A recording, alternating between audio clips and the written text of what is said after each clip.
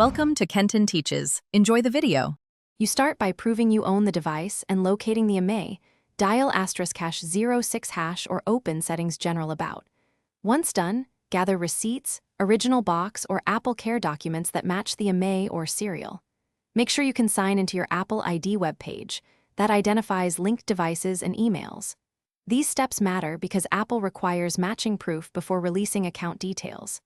Act now. Collect screenshots, photos of receipts, and the device so you have everything for Apple support. Next, contact Apple support directly, use official support channels, and choose device activation or Apple ID help. Provide the Imei and proof of purchase.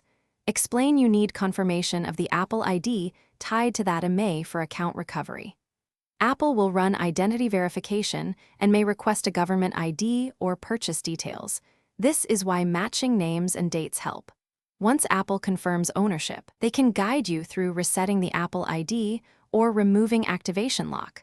Finish the process by following Apple's instructions to reset the Apple ID email or remove activation lock. This may include remote actions or visiting a store with the device and paperwork. If support can't verify ownership, request escalation and double-check every document for matching serials and dates.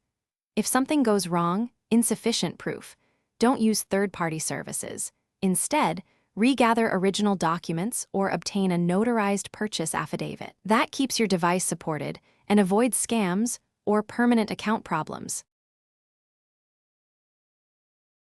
Thanks for watching. Please subscribe if this video was helpful.